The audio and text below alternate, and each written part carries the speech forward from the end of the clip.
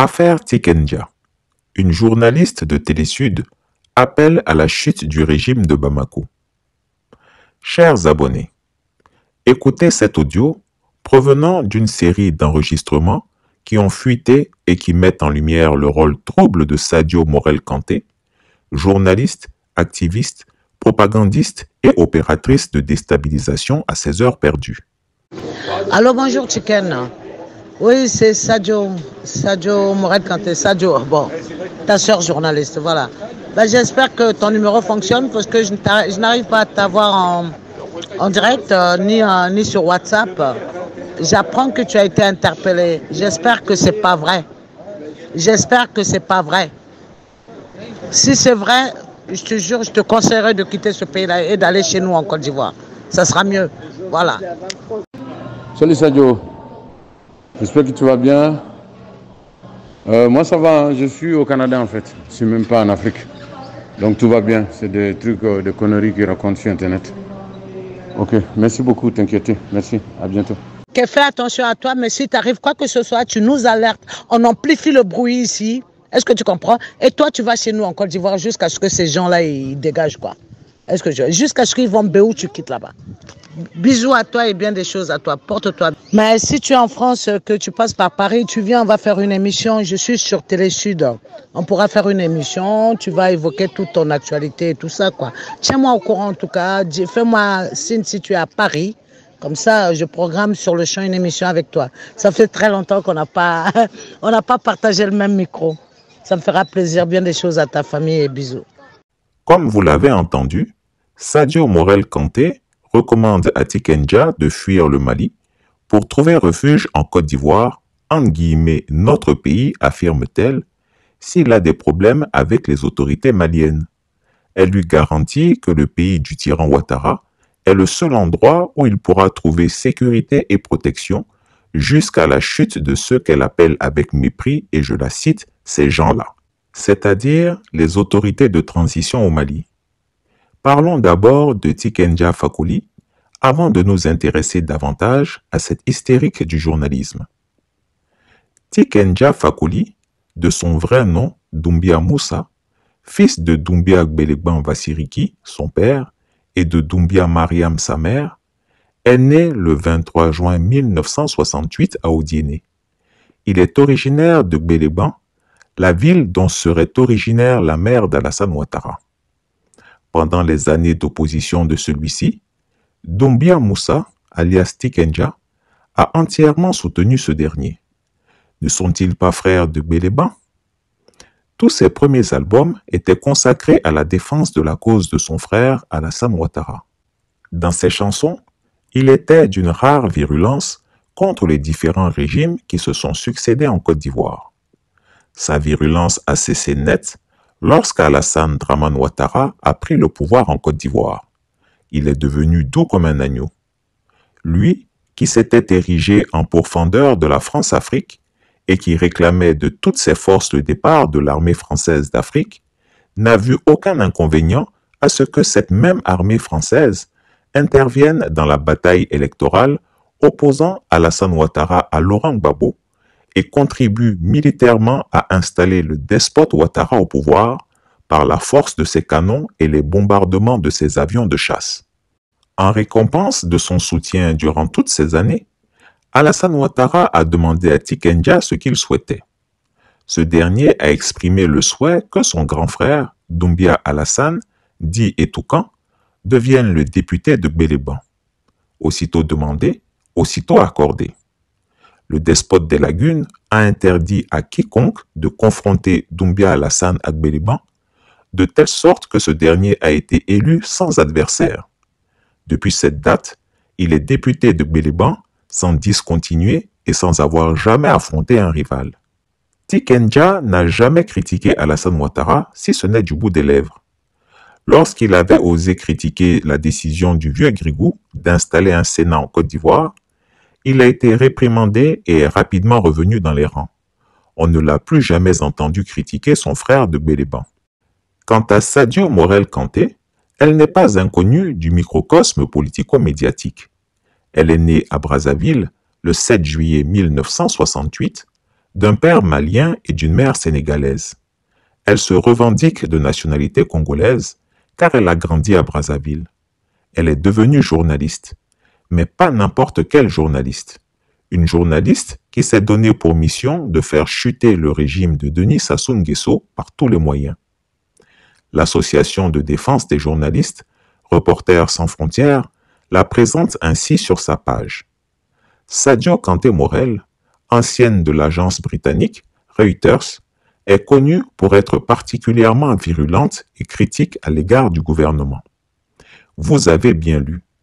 Même les gens de Reporters sans frontières, dont on connaît l'animosité envers les gouvernements africains, écrivent qu'elle est virulente, c'est-à-dire excessivement agressive. Reporters sans frontières ne met pas en avant son professionnalisme, mais plutôt sa virulence. Cela résume tout. Elle a tellement insulté le gouvernement congolais et appelé le peuple à le renverser que finalement, le lundi 22 septembre 2014, elle a été expulsée vers le Mali, son pays d'origine. Les faits ayant justifié son expulsion sont consommation de drogue, troubles à l'ordre public et séjour irrégulier. Sadio Morel Kanté est une droguée notoire qui séjournait sans papier au Congo en prétextant qu'elle est congolaise parce qu'elle y est née, tout en prenant un malin plaisir à traîner les autorités de ce pays dans la boue. Ce qui lui est arrivé n'a étonné personne, y compris ses confrères congolais et africains. Tant va la cruche à l'eau qu'à la fin, elle se casse. Expulsée au Mali, elle prend l'avion pour la France où elle se constitue réfugiée politique et rejoint le clan des journalistes congolais exilés. Mais rapidement, ceux-ci vont prendre leur distance avec elle, car elle est soupçonnée d'entretenir des relations financières avec un ministre congolais chaque fois qu'il se rend à Paris. Celle que ses confrères appelaient la Jeanne d'Arc congolo-malienne a été prise la main dans le sac, en train de faire payer la facture de ses consommations dans les restaurants chics parisiens par des ministres congolais. Elle est également suspectée de recevoir des paiements de la société minière Sundance, basée en Australie, appartenant à Denis Christel Sassou Nguesso dit Kiki. Elle est donc totalement discréditée au Congo. C'est à ce moment qu'elle a choisi de devenir malienne et de tout faire pour s'offrir une vie de riche en rejoignant l'opposition de ce pays.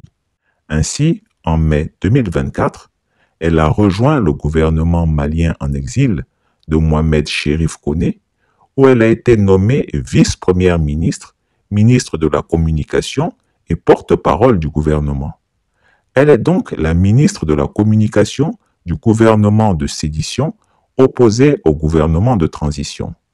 Comme pendant son exil en France, elle a traîné sa bosse dans quelques médias en tant que journaliste freelance, notamment à Reuters ou encore RFI, où elle intervenait sur RFI Bambara. Elle a utilisé ces médias comme instrument de lutte pour sa cause politique. À cause de son activisme consternant et de son manque de professionnalisme, ces médias l'ont virée, sauf RFI qui apprécie ses chroniques virulentes contre le trio de l'AES que sont les présidents Assimi Goïta, Ibrahim Traoré et Abdourahmane Tiani.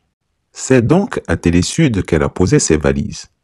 Elle y anime une émission dénommée Tumulte, destinée à dénigrer les autorités de transition au Mali. Tenez, voici le titre d'une de ces émissions. Tumulte, le barbecue humain des soldats de deux pays de l'AES.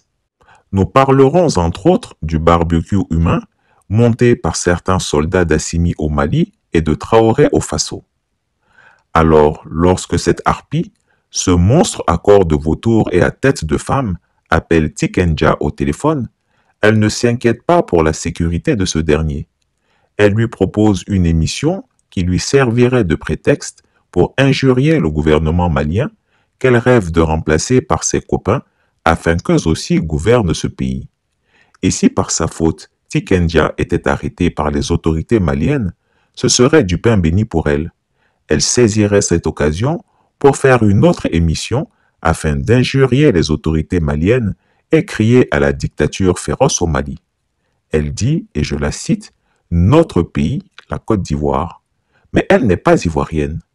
Elle le dit parce que la Côte d'Ivoire est leur base arrière, le pays qui leur offre protection et base opérationnelle. C'est là que se trouve la majorité des ministres du gouvernement malien de sédition. Voici donc une femme qui se dit congolaise le matin, malienne le soir et ivoirienne la nuit, sans patrie et sans repère. Et elle veut attirer Tikenja dans son clan de desperados. Mais ce poltron n'est pas si idiot. Il avait pris le soin de fuir au Canada avant de balancer son dernier opus qui fait scandale.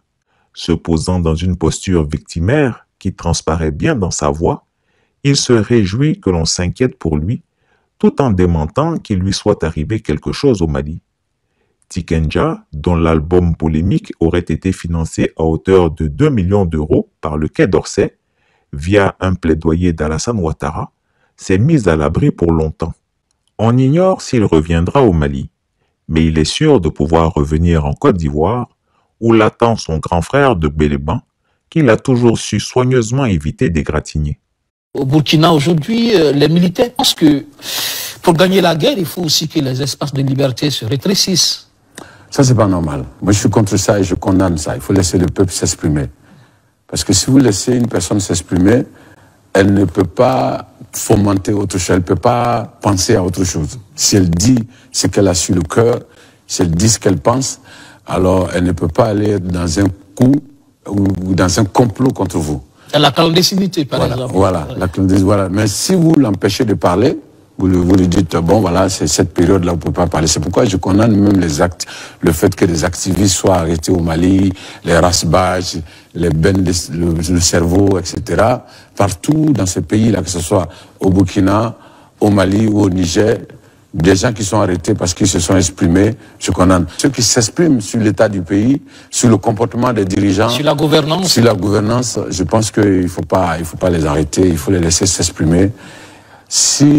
Parce que c'est au pouvoir de démontrer le contraire de ce que le gars dit. Vous n'avez pas besoin de l'arrêter pour ça, de le mettre en prison pour ça, mais vous avez la possibilité de contredire ce que la personne dit. Voilà, il a dit ça, mais ce n'est pas la réalité, voilà ce qui se passe réellement.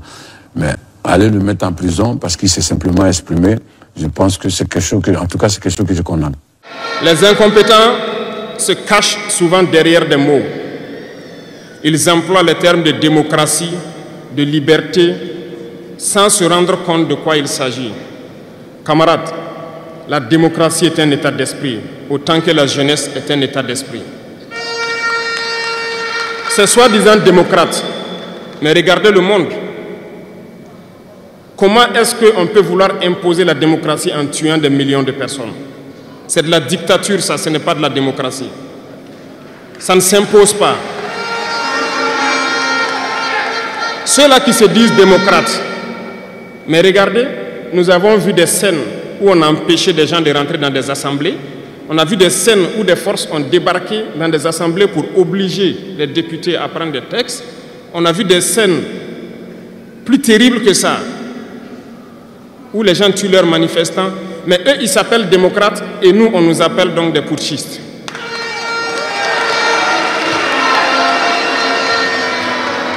Si c'est ça la démocratie, je répète, nous ne voulons pas de cette démocratie.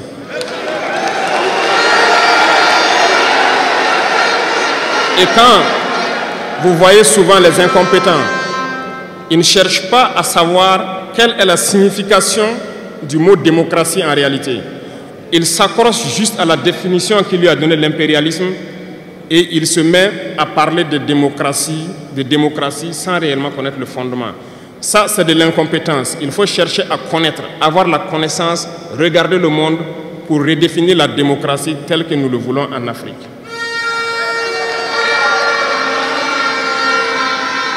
Les incompétents se cachent derrière les libertés. Retenez une chose, il n'y a pas de liberté individuelle qui existe. C'est un fait. Vous pensez vraiment que chacun est libre? La liberté est collective. Tant que nous vivons dans une société avec des règles, la liberté est collective. Parce que si vous ne respectez pas les règles, vous ne pouvez pas vivre dans la société. Si vous êtes libre de parler comme vous voulez, l'autre aussi est libre de vous répondre comme il veut. Ça sera du désordre. Si vous êtes libre de rouler dans la rue et de passer le feu rouge comme vous voulez, l'autre est libre de passer aussi et de vous cogner. Vous comprenez que si la liberté individuelle prend le dessus, nous sommes dans une société de désordre. Voilà pourquoi il y a des règles dans la société. Et les règles, tout le monde doit les respecter. Et là, on parle de liberté collective. Donc, certains se donnent le droit de parler de leur liberté individuelle à eux, mais ne tenant pas compte des autres. Je pense que ça fait partie aussi de l'incompétence, parce qu'ils ne cherchent pas à comprendre, ils s'arrogent les droits que peut-être les États les ont donnés pour sévir, pour faire tout pour eux, en négligeant les libertés des autres. Non, la liberté est collective. Avant de poser un acte, on pense à la liberté d'autrui. Et nous ne devons pas transcender la liberté des autres. Donc ça fait qu'on doit avoir de la réserve. Et une fois qu'on a de la réserve, la liberté individuelle n'existe pas. La liberté est collective. Et nous devons avoir cette culture de liberté collective. Cherchons donc la connaissance, lisons, interrogeons l'histoire. Ne lisez pas l'histoire qu'eux, ils ont écrite en leur faveur. Cherchez la connaissance à travers plusieurs sources et vous comprendrez dans l'histoire qui s'est battu pour l'Afrique, comment nous devons nous battre pour continuer cette lutte de nos dévanciers. Et je ne terminerai pas mes propos sans faire un coup de gueule encore au volet de la communication. Parce que comme je le dis, c'est l'arme fatale de l'impérialisme.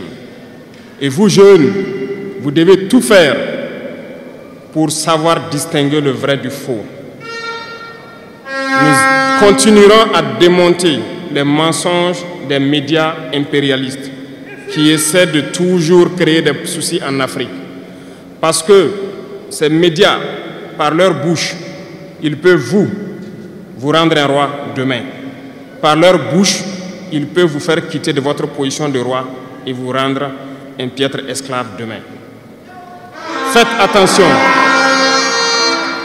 Je suivais une émission, malheureusement, il n'y a pas longtemps, burkinabé, où un jeune journaliste a sorti une phrase qui m'a laissé un peu perplexe.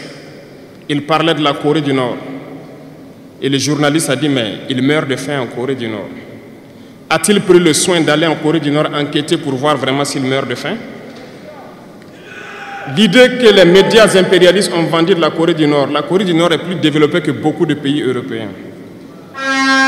Et parce que ces médias nous disent la Corée du Nord c'est la dictature, les gens meurent de faim, ils sont pauvres, ils n'ont rien, on prend ça ainsi. Mais la Corée du Nord est une puissance nucléaire, comment est-ce qu'ils ont fait?